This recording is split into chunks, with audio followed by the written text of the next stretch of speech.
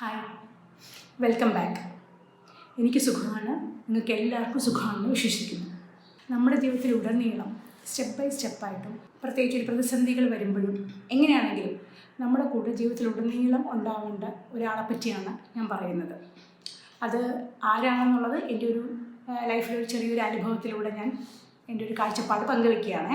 എൻ്റെ മോൾക്ക് ഒരു സമ്മാനം മേടിക്കാനായിട്ട് ഒരു സമ്മാനദാന ചടങ്ങുണ്ടായിരുന്നു. അതിൽ ഞാനും മോളും പോയിട്ടുണ്ടായിരുന്നു. ഒരു 10-500 പേരുള്ള ഒരു സദസ്സായിരുന്നു. അപ്പോൾ ചീഫ് ഗസ്റ്റ് വരാൻ കുറച്ചുകൂടി വൈകും എന്നുള്ളത് കൊണ്ട് അവിടെ അപ്പോൾ ഉള്ള സദസ്സിനെ ഒന്ന് എൻഗേജ് ചെയ്യിപ്പിക്കാനായിട്ട് പാട്ട് പാടാൻ ആഗ്രഹമുള്ള കുഞ്ഞു കുട്ടികൾ ആരെങ്കിലും ഉണ്ടെങ്കിൽ അവർ വന്ന് പാടിക്കോളൂ എന്ന് പറഞ്ഞിട്ട് അവിടെ സദസ്സിൽ അവിടെ അനൗൺസ് ചെയ്യുന്നുണ്ടായിരുന്നു. അപ്പോൾ ചില കുഞ്ഞു കുട്ടികൾ വന്ന് പാടി. അതിനുശേഷം കുറച്ച് കഴിഞ്ഞപ്പോഴത്തേക്കും കുറച്ച് മുതിർന്നവർ വന്ന് പാടി.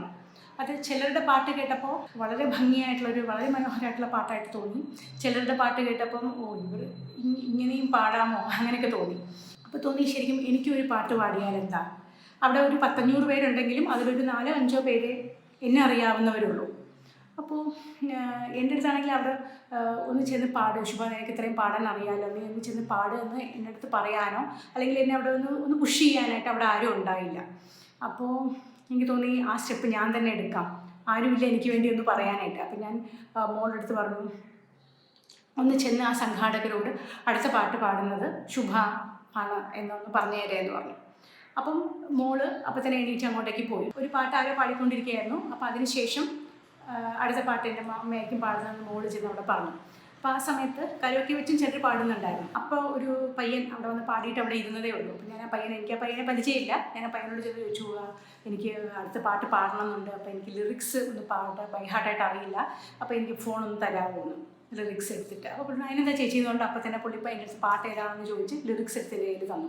അപ്പോൾ എൻ്റെ മൊബൈൽ അവിടെ കരോക്കിക്ക് കൊടുത്തിട്ട് ഞാനവിടെ ചെന്ന് നെക്സ്റ്റ് പാട്ട് അപ്പോഴത്തേക്കും ഞാൻ ആ കുട്ടിയുടെ അടുത്ത് ലിറിക്സ് മേടിക്കുമ്പോൾ തന്നെ അവർ അനൗൺസ് ചെയ്ത് കഴിഞ്ഞിരുന്നു അടുത്ത പാട്ട് പാടുന്നത് ശുഭ എന്ന് പറഞ്ഞിട്ട്. അപ്പോൾ ഞാൻ ചെന്ന് അവിടെ എനിക്ക് ശരിക്കും പറഞ്ഞാൽ അവിടെ ആരെയും അറിയില്ല, ജസ്റ്റ് എനിക്ക് വേണ്ടി ഒരു സ്റ്റെപ്പ് എടുക്കണം എന്നുള്ളൊരു തോന്നലുകൊണ്ട് മാത്രം ഞാൻ അവിടെ പോയി പാടി കഴിഞ്ഞപ്പോഴത്തേക്കും വളരെ നല്ലൊരു കൈയടിയാണ് എനിക്ക് കിട്ടി. അതിനുശേഷം തിരിച്ചു വന്ന് സീറ്റ് ഇരുന്നപ്പോഴത്തേക്കും എൻ്റെ അടുത്ത സീറ്റുകളിലൊക്കെ ഇരിക്കുന്നവർ വളരെ നന്നായിട്ട് പാടിയല്ലോ എന്ന് പറയുന്നുണ്ടായിരുന്നു. അപ്പോൾ അതിനുശേഷം മറ്റൊരു ദിവസവും വേറൊരു ഫംഗ്ഷൻ ഇതേപോലത്തെ ഈ ഫംഗ്ഷന് വന്നവരായിരിക്കണം, ഈ ഒരു ചടങ്ങിന് വന്നവരായിരിക്കണം, അവരെന്നെ കണ്ടിട്ട് അന്ന് പാട്ട് പാടിയത് നിങ്ങളല്ലേ വളരെ നന്നായിട്ട് പാടി കേട്ടോ എന്ന് പറഞ്ഞു. അപ്പോൾ ആ ഒരു പാട്ട് പാടിയ ആ ഒരു സമയത്ത് അല്ലെങ്കിൽ അതിന് മുമ്പ് എനിക്ക് വേണ്ടി ഒരു സ്റ്റെപ്പ് എടുക്കാൻ ആ സമയത്ത് ഞാൻ മാത്രമേ ഉണ്ടായുള്ളൂ.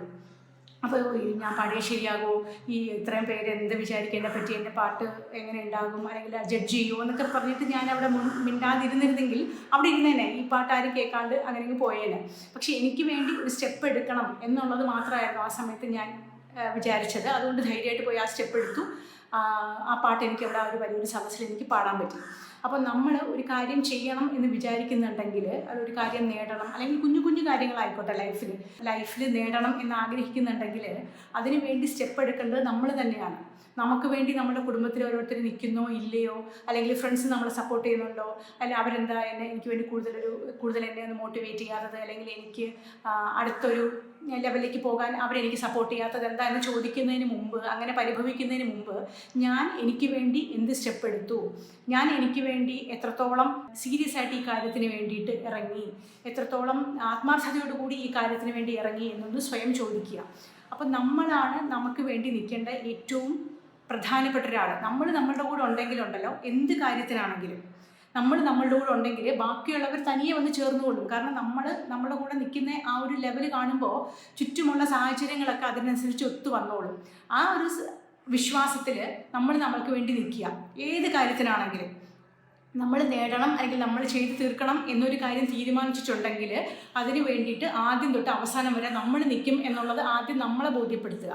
നമ്മൾ അങ്ങനെ നിന്ന് കഴിയുമ്പോൾ ചുറ്റുമുള്ളവരും നമ്മളെ സപ്പോർട്ട് ചെയ്യും. കുറച്ച് ദിവസം ചെയ്തിട്ട് അങ്ങനെ നിർത്തുന്നതല്ല, ഇത് കാര്യമായിട്ട് ഇതിന് വേണ്ടിയിട്ട് ഇറങ്ങിയിരിക്കുകയാണ്. ഈ ഒരു കാര്യം എന്താണെങ്കിലും, നമ്മളെന്തെങ്കിലും ഒരു കോഴ്സ് എടുത്ത് ചെയ്യുന്നതോ, എന്തെങ്കിലും ഒരു സംരംഭം തുടങ്ങുന്നതോ എന്തും ആയിക്കോട്ടെ, നമ്മളൊരു ടാസ്ക് അല്ലെങ്കിൽ നമ്മളൊരു ഗോൾ എന്ന് പറഞ്ഞ് സെറ്റ് ചെയ്ത് കഴിയുന്ന ഒരു കാര്യത്തിന് വേണ്ടി നമുക്കൊപ്പം നിൽക്കും എന്നുള്ളൊരു വിശ്വാസം ആദ്യം നമുക്കുണ്ടാക്കിയെടുക്കുക. അതിനുശേഷം ചുറ്റുമുള്ളവർ അതിന് കൂടെ വന്നാലും ഇല്ലെങ്കിലും ഞാൻ ഉണ്ടാവാം എന്നുള്ളൊരു എന്താ പറയുക ഉറപ്പ് വേണേ. അതിൻ്റെ കൂടെ ബാക്കിയുള്ളവരും വന്ന് ചേർന്നോളും, ബാക്കി സാഹചര്യങ്ങളും വന്ന് ചേർന്നോളും. അപ്പോൾ നമ്മളുടെ പുരോഗതിക്ക് തടസ്സമായിട്ട് നിൽക്കുന്നത് നമ്മൾ തന്നെയാണ്, നമ്മളുടെ തന്നെ മെൻറ്റാലിറ്റിയാണ്, നമ്മളുടെ തന്നെ മൈൻഡ് സെറ്റാണ്. അപ്പോൾ അതൊന്ന് മാറ്റിയാൽ നമ്മൾക്ക് വേണ്ടി നിൽക്കേണ്ട പ്രധാന ആളും നമ്മൾ തന്നെയാണ്. ഓക്കെ, അപ്പോൾ ഇനി ഒരു കാര്യത്തിന് ഇറങ്ങുമ്പോൾ ഇതിന് ഞാൻ എൻ്റെ കൂടെ ഉണ്ടോ എന്നുള്ളത് നോക്കുക. അതിന് ഞാൻ എൻ്റെ കൂടെ നിൽക്കും എന്നുണ്ടെങ്കിൽ എനിക്ക് തീർച്ചയായിട്ടും ഇത് നേടിയെടുക്കാൻ പറ്റും എന്നുള്ള ഒരു ഉറച്ച വിശ്വാസത്തോടു കൂടി ആ കാര്യത്തിന് ഇറങ്ങുക. തീർച്ചയായിട്ടും ലോകം മൊത്തം നിങ്ങളുടെ കൂടെ ഉണ്ടാവും. ഓക്കെ, അപ്പോൾ നെക്സ്റ്റ് വീഡിയോയിൽ കാണാം. ബൈ.